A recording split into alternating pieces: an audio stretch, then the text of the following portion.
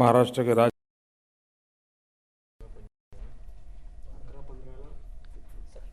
Vidyasagar Rao, ready, studio ready. यहाँ के युवा मुख्यमंत्री श्रीमान देवेंद्र जी,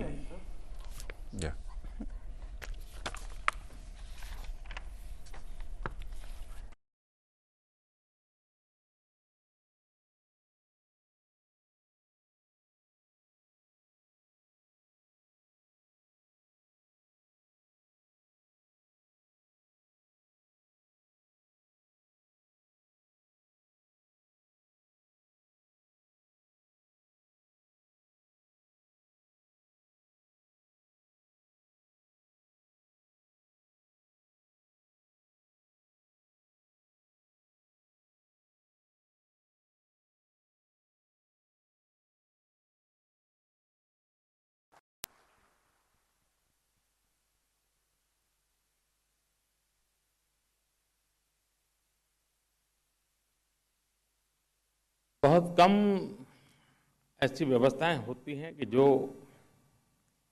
3 शताब्दियों को प्रभावित करती हो। आपकी बॉम्बे आर्ट सोसाइटी ने 3 शताब्दियों को प्रभावित किया है। 20वीं सदी में आरंभ हुआ और 21वीं सदी तक, और उसका मूल कारण कला की अपनी एक ताकत होती है। कला का अपना एक संदेश होता है। कला के भीतर इतिहास यात्रा करता है। कला संवेदनाओं की अभिव्यक्ति होती है और तब जाकर के 3 शताब्दियों तक ये अपनी जगह बनाती है। शायद हिंदुस्तान में और खास करके महाराष्ट्र और मुंबई में कोई रहीश घराना ऐसा नहीं होगा जिसकी दीवारों पर कला लटकती न हो।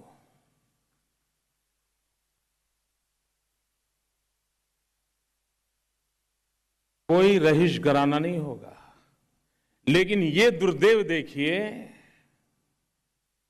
कि जहां कला का गर्भास्थान होता है, उसे जगह पाने में 125 साल बीत गए।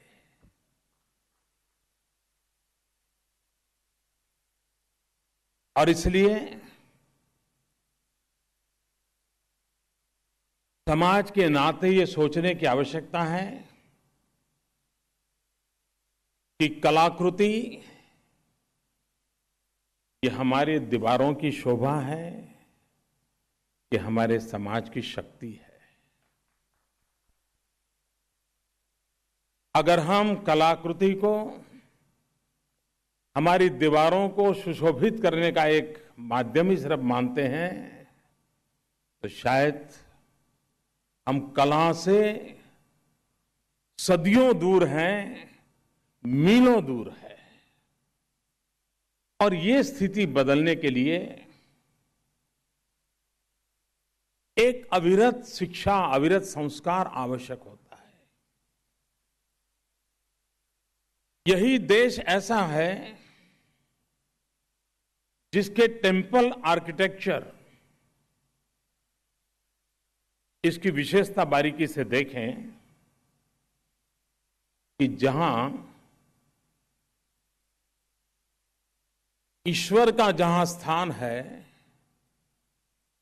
अनिवार्य रूप से वहां कला का स्थान है। हर मंदिर में आपको नृत्य मंडप दिखाई देगा। हर मंदिर में आपको कलाकृतियों के द्वारा इतिहास और परंपराओं को जीवित करता हुआ दिखाई देगा।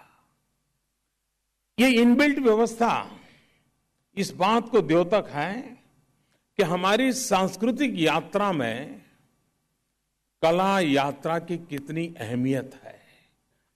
अन्यथा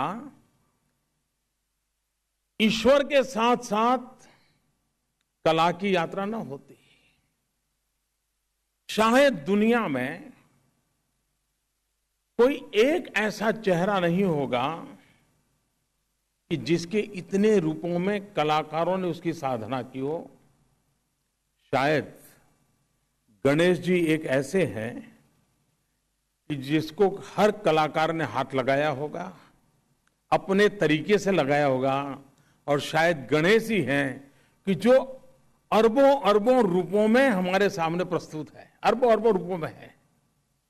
यानी किस प्रकार से कलाकार शुभ चीजों को पाता है, पनपाता है और उस पौधे को वटवृक्ष की तरह विकसित करता है।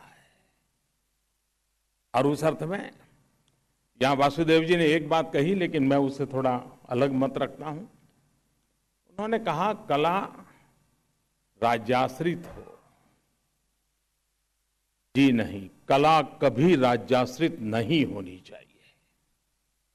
कला राज्य पुरस्कृत होनी चाहिए।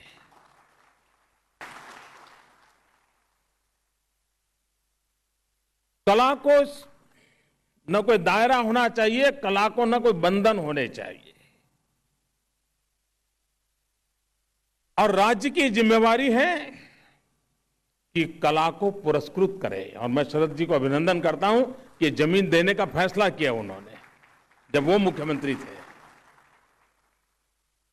कला राज्य पुरस्कृत होनी चाहिए और कला समाज की शक्ति का हिस्सा होनी चाहिए, तभी जाकर के कला परिणामकारी होती है। आध्यात्मिक यात्रा से जो लोग जुड़े हुए गए वे इस बात को सरल भाषा में शायद समझते होंगे कि शरीर की गतिविधि से पूर्व आध्यात्म मन और दिल में जगह प्राप्त करता है और उसके बाद वो शरीर के अभिव्यक्ति के रूप में, शरीर को एक साधन के रूप में उपयोग करता है।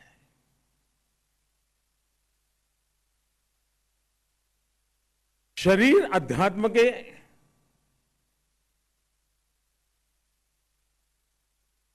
अनुभूति का माध्यम हो सकता है।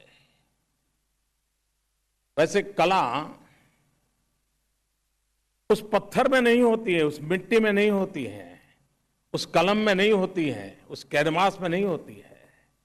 कला उस कलाकार के दिल और दिमाग में पहले अध्यात्म की तरह जन्म लेती है। जब एक कलाकार पत्थर तराशता है तो हमें लगता है वो पत्थर तराशता है, हम पूछते हैं कि तुम पत्थर तराशते हो कि नहीं, कहता है मैं तो मूर्ति तराश रहा हूं। देखने में इतना बड़ा फर्क होता है। हमारे लिए वो पत्थर होता है, कलाकार कहता है मैं मूर्ति तराशता हूं, हम कहते हैं तुम पत्थर तराशते हो क्या। ये हमारी सामाजिक जो सोच है उसको हमें बदलाव लाना पड़ेगा और तब जाकर के कला जीवन का महात्म्य बढ़ेगा। हमारे यहां बच्चों को रटे रटाए कविताएं, ट्विंकल ट्विंकल लिटिल स्टार, आप किसी भी घर में जाओ तो छोटा बच्चा होकर ले आएगी मम्मी अच्छा बेटे गीत गाओ, और वो ट्विंकल ट्विंकल लिटिल स्टार करता रहेगा। बहुत कम घर हैं जहां मां कहे कि बेटे तुमने कल पेंटिंग बताया था, देखो अंकल आए दिखाओ जरा। ये बहुत कम है। ये बदलाव जरूरी है। उस बालक के अंतर्मन की विकास यात्रा का आधार रटे रटाए शब्दों में नहीं है, उसके भीतर से निकली हुई चीजों से, उसने जो ऊपर नीचे कागज पे पेंटिंग किया है उसमें है। और इसलिए व्यक्ति विकास के अधिष्ठान के रूप में कला एक बहुत बड़ा अहम, यानी संपूर्ण व्यक्तित्व का विकास करने में कला बहुत अनिवार्य होती है। आज टेक्नोलॉजी का युग है, सारी शिक्षा इंजीनियरिंग और टेक्नोलॉजी पर प्रभावित हो रही है। जीवन भी अधिकतम टेक्नोलॉजी से जुड़ा हुआ है, लेकिन हमें ये सजग रूप से प्रयास करना चाहिए कि हम आने वाली पीढ़ियों को इंसान कैसे बना रखे। डर लगता है कभी रोबोट तो नहीं हो जाएगा, इस स्विच को दबाए तो एक काम होगा, इस स्विच को ये दबाएगा तो एक काम हो जाएगा। और इसलिए उसके भीतर के इंसान को जीवित रखना है तो कला ही एक माध्यम है जो उसके जीवन को जीवित रख सकती है, उसके भीतर के इंसान को जीवित रख सकती है। और उस अर्थ में, और जब हम आर्ट कहते हैं ना, ART, ए मीन्स है एजलेस, आर है race, reason, religion less, T है टाइमलेस।